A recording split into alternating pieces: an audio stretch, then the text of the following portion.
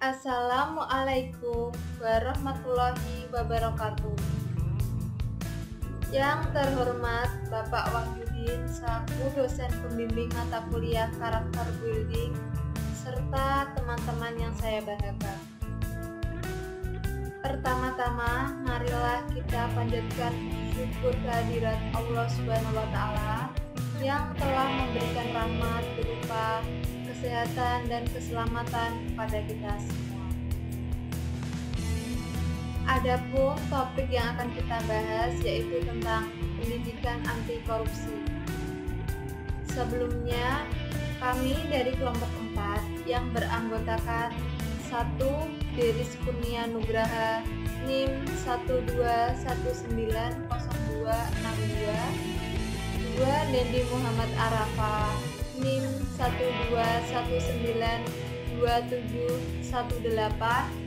Yang ketiga, Anissa Salwa Herma Putri NIM 121917709. 4. Cindy Putri Violeta Vensa NIM 121911659. Yang kelima, Tia Sari NIM 121927793. Perkenalkan, nama saya Cindy Putri Violeta Vensa NIM 121911659. Baik, langsung saja kita ke materi. Definisi korupsi. Istilah korupsi berasal dari bahasa Latin yaitu corruption atau corruptus. Corruption dari kata corrumper, lalu corruption, korup, berasal dari Inggris yang berarti jahat, rusak, curang. Sedangkan corruption berasal dari Perancis yang berarti rusak. Dan korupti atau korupti berasal dari Belanda. Menurut The Lexicon Webster Dictionary 1978, korupsi berarti kebusukan, keburukan, kebejatan, ketidakjujuran, dapat disuap, tidak bermoral, penyimpangan dari kesucian.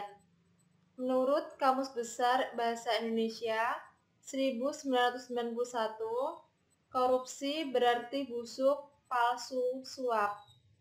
Menurut Kamus Hukum 2002, korupsi berarti suka menerima uang sogok, menyelewengkan uang atau barang milik perusahaan atau negara, menerima uang dengan menggunakan jabatan untuk kepentingan pribadi. Pengertian korupsi. Korup artinya busuk, suka menerima uang suap atau sogok, memakai kekuasaan untuk kepentingan sendiri, dan sebagainya. Korupsi artinya perbuatan busuk seperti penggelapan uang, penerimaan uang sogok, dan sebagainya. Koruptor artinya orang yang melakukan korupsi. Dari sudut pandang hukum, tindak pidana korupsi secara garis besar memenuhi unsur-unsur sebagai berikut. 1. Perbuatan melawan hukum. 2. Penyalahgunaan kewenangan, kesempatan atau sarana. 3. Memperkaya diri sendiri, orang lain atau korporasi. 4. Merugikan keuangan negara atau perekonomian negara. Jenis tindak pidana korupsi diantaranya adalah 1. Memberi atau menerima hadiah atau janji atau penyuapan. 2. Penggelapan dalam jabatan. 3. Pemerasan dalam jabatan. 4. Ikut serta dalam pengadaan atau bagi pegawai negeri atau penyelenggara negara. 5. Menerima gratifikasi bagi pegawai negeri atau penyelenggara negara. Assalamualaikum warahmatullahi wabarakatuh. Nama saya Anissa Salwa Herma Putri, NIM 121917709. Kondisi yang mendukung munculnya korupsi. 1. Konsentrasi kekuasaan di pengambil keputusan yang tidak bertanggung jawab langsung kepada rakyat, seperti yang sering terlihat di rezim-rezim yang bukan demokratik. Kurangnya transparansi di pengambilan keputusan pemerintah. 2. Kampanye-kampanye politik yang mahal dengan pengeluaran lebih besar dari pendanaan politik yang normal. 3. Proyek yang melibatkan uang rakyat dalam jumlah besar. 4. Lingkungan tertutup yang mementingkan diri sendiri dan jaringan teman lama. 5. Lemahnya ketertiban hukum. 6. Lemahnya profesi hukum. 7. Kurangnya kebebasan berpendapat atau kebebasan media massa. 8. Gaji pegawai pemerintah yang sangat kecil. Hal yang menyangkut korupsi. Sesuatu yang bersifat amoral, sifat dan keadaan yang busuk, menyangkut jabatan, instansi, atau aparatur pemerintah, penyelewengan kekuasaan dalam jabatan karena pemberian, menyangkut faktor ekonomi dan politik, dan penempatan keluarga atau golongan ke dalam kedinasan di bawah kekuasaan jabatan. Faktor yang mempengaruhi korupsi. 1. Greed, keserakahan. 2. Opportunities, kesempatan. 3. Needs, kebutuhan. 4. Exposure, pengungkapan. Assalamualaikum warahmatullahi wabarakatuh. Nama saya Tiasari, NIM 12192793. Jenis-jenis tindakan korupsi. 1. Pengusaha untuk mendapatkan izin usaha dengan cepat bersedia membayar kepada petugas atau pengurus perizinan walaupun di luar ketentuan. 2. Pegawai yang mutasi bersedia membayar harga pengurusan surat-surat mutasinya kepada petugas di instansi yang bersangkutan walaupun tidak ada aturan dan ketentuannya. 3. Pelamar kerja demi tidak diterima bersedia membayar kepada pejabat atau petugas yang bersedia mengusahakan agar bisa diterima padahal itu di luar ketentuan. 4. Memberi atau menerima hadiah atau janji (penyuapan). 5. Penggelapan dalam jabatan. 6. Pemerasan dalam jabatan. 7. Ikut serta dalam pengandaan (bagi pegawai negeri atau penyelenggara negara). Bentuk korupsi. 1. Kerugian keuangan negara. Melawan hukum, melakukan perbuatan memperkaya diri sendiri atau orang lain atau korporasi. Menyalahgunakan kewenangan, kesempatan atau sarana yang ada. 2. Penggelapan dalam jabatan. Pegawai negeri atau orang lain selain pegawai negeri yang ditugaskan menjalankan suatu jabatan umum secara terus-menerus untuk sementara waktu dengan sengaja memalsukan buku-buku atau daftar-daftar yang khusus untuk pemeriksaan administrasi. 3. Perbuatan curang. Pegawai negeri atau penyelenggara negara yang pada waktu menjalankan tugas meminta atau menerima pekerjaan atau penyerahan barang seolah-olah merupakan utang kepada dirinya, padahal diketahui bahwa hal tersebut bukan merupakan utang. 4. Suap menyuap. Memberi atau menjanjikan sesuatu kepada pegawai negeri atau penyelenggara negara dengan maksud supaya berbuat sesuatu atau tidak berbuat sesuatu dalam jabatannya. Perkenalkan, nama saya Dendi Muhammad Arafa, NIM 12192718. Selanjutnya, dampak korupsi. Dampak dari korupsi adalah sebagai berikut. Demokrasi. Korupsi menunjukkan tantangan serius terhadap pembangunan. Di dalam dunia politik, korupsi mempersulit demokrasi dan tata pemerintahan yang baik, good governance, dengan cara menghancurkan proses formal. Ekonomi.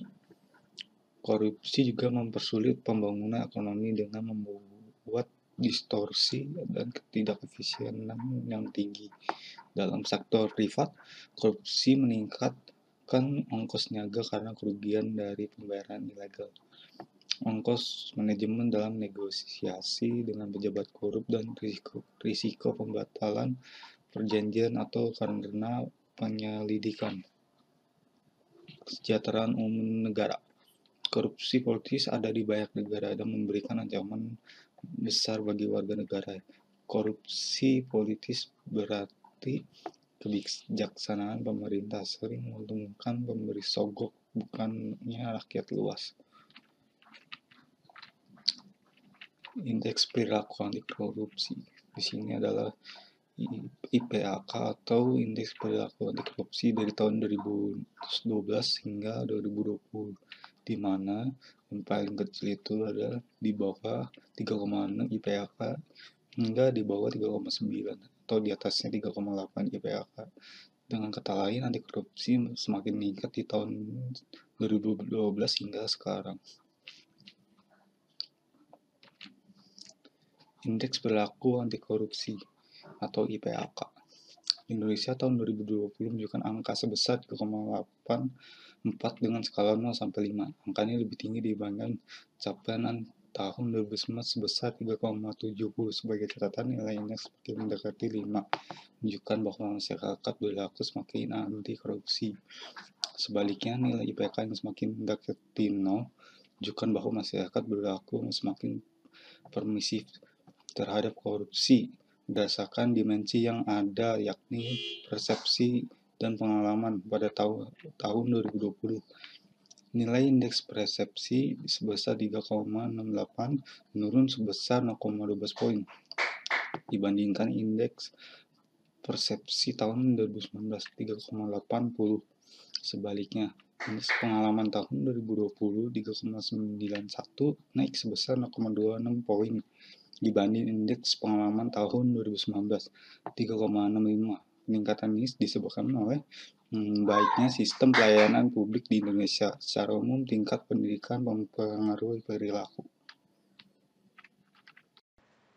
Perkenalkan, nama saya Deris Kurnia Nugraha, NIM 121900262. Semakin tinggi pendidikan, masyarakat cenderung semakin anti korupsi. Pada tahun 2020, IPAK masyarakat berpendidikan di bawah SLTA sebesar 3,80, SLTA sebesar 3,88, dan di atas SLTA sebesar 3,97. Kemudian IPAK masyarakat perkotaan lebih tinggi 3,87 dibanding masyarakat perdesaan (3,81). Dari sisi usia, masyarakat pada usia 40 tahun ke bawah paling anti korupsi dibandingkan kelompok usia lain. Tahun 2020, IPAK masyarakat berusia di bawah 40 tahun sebesar 3,85, usia 40-59 tahun sebesar 3,84, dan usia 60 tahun atau lebih sebesar 3,82. Terakhir, meski mengalami peningkatan, IPAK 2020 menggambarkan beberapa hal yang perlu diperbaiki, yakni masih adanya masyarakat yang membayar melebihi ketentuan ketika mengakses pelayanan publik. Masih adanya pelaku usaha yang membayar melebihi ketentuan ketika mengakses pelayanan publik. Sebagian besar pembayaran yang melebihi ketentuan terjadi sesudah pelayanan selesai, dan sebagian besar pembayaran yang melebihi ketentuan terjadi dalam bentuk uang.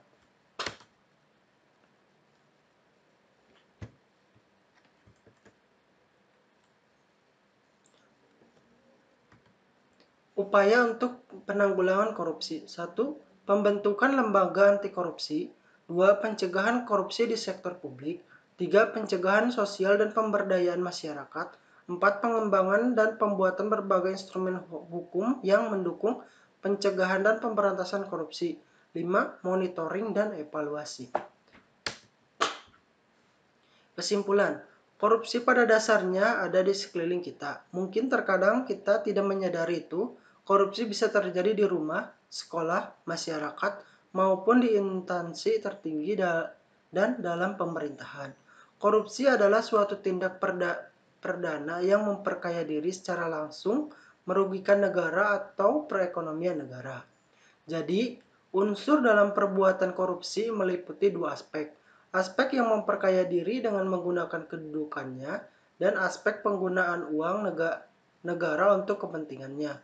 Adapun penyebabnya antara lain ketiadaan dan kelemahan pemimpin, kelemahan pengajar dan etika, kolonialisme, penjajahan, rendahnya pendidikan, kemiskinan, tidak adanya hukum yang keras, kelangkaan lingkungan yang subur untuk perilaku korupsi, rendahnya sumber daya manusia, serta struktur ekonomi. Saran, sikap untuk menghindari korupsi seharusnya ditanam sejak dini, dan pencegahan korupsi dapat dimulai dari hal yang kecil. Sekian Terima kasih, itulah presentasi dari kelompok kami. Kurang dan lebihnya mohon maaf. Assalamualaikum warahmatullahi wabarakatuh.